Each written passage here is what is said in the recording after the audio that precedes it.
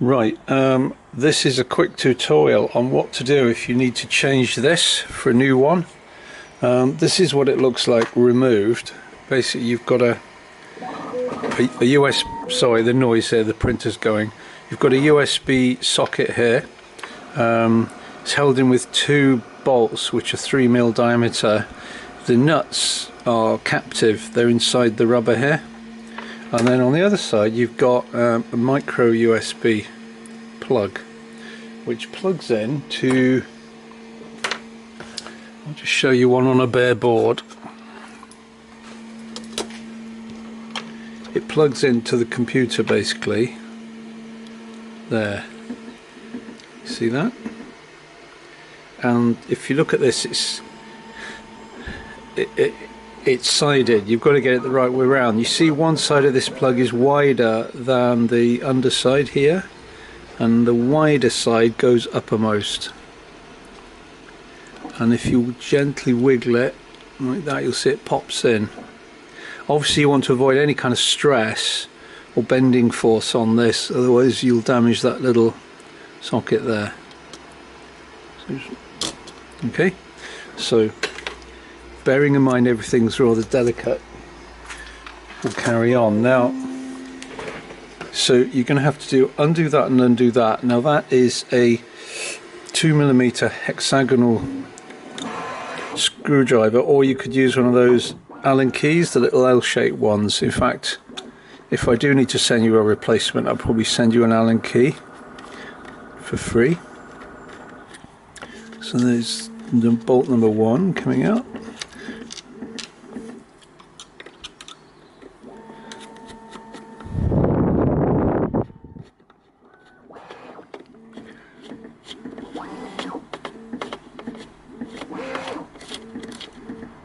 And number 2. Now,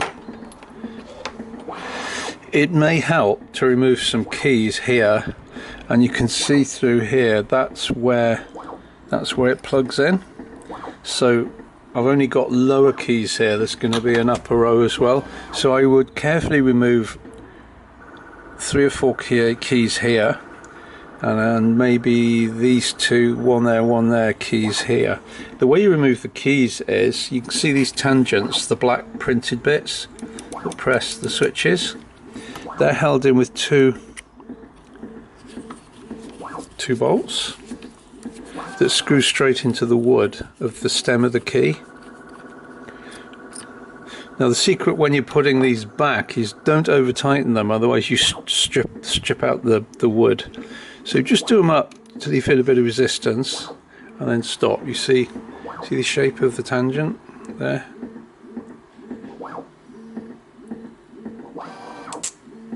There. So we put these to the side.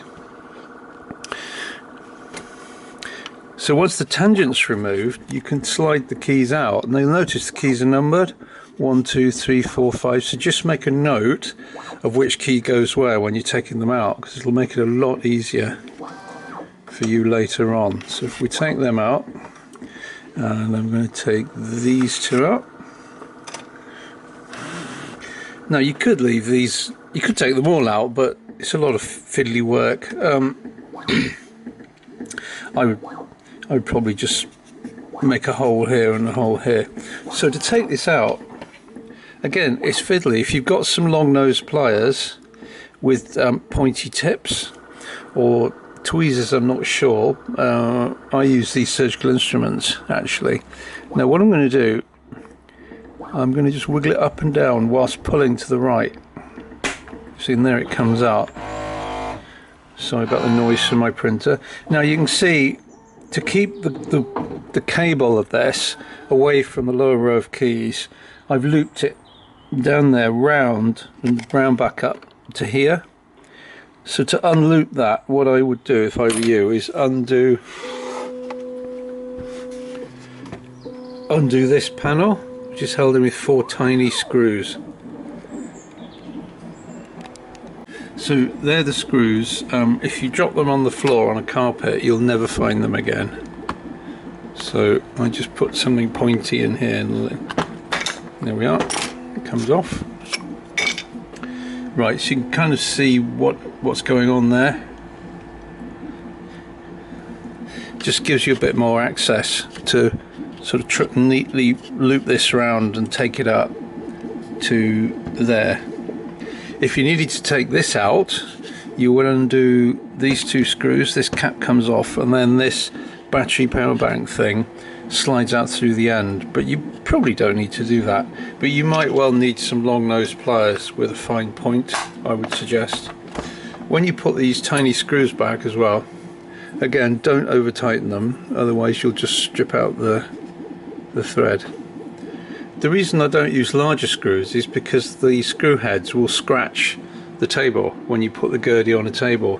This way they're slightly countersunk, so you won't scratch your nice living room table when you put it down on it.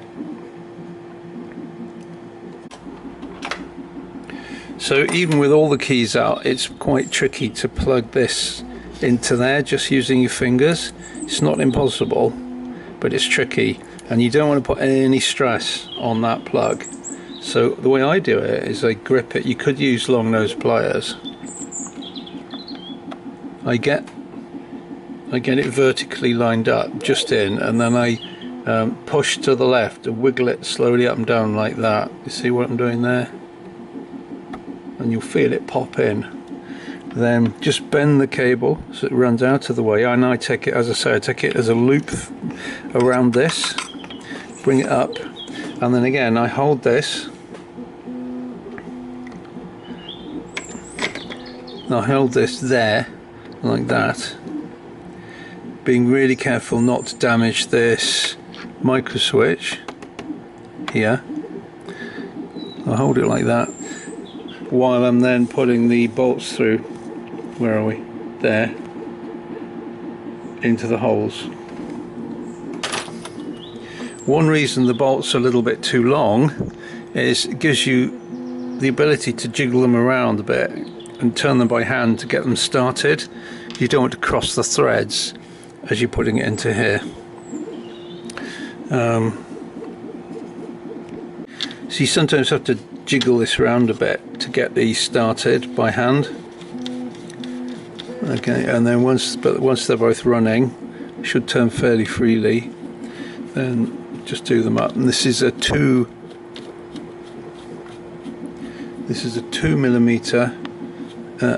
Allen key or Allen screwdriver or hex screwdriver. They're sold under different names, but basically the end of it is a hexagon. It is easier with this kind of thing, especially when you're putting the tangents back on. It's easier to use a screwdriver than one of those L-shaped cheap ones. You can use those, it'll work. It's just really a bit tedious to do it that way. Put the lower keys in just for now, and then you've got to put your tangents in. Now, just for completeness, the tangents come in two widths.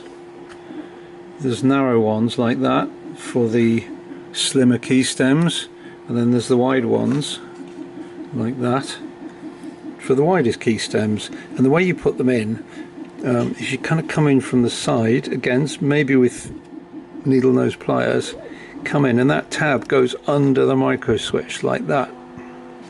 Okay, now you might be wondering, why is it such a funny shape? Why have we got this tab on the end? Well, the reason is some people like to really whack the keys when they're playing, and the tab stops the key moving because it hits the circuit board underneath just before the micro switch is fully depressed. So if you want to whack the keys really hard, it'll activate the switch, but it won't, all the force won't go into the switch. This acts as a backstop.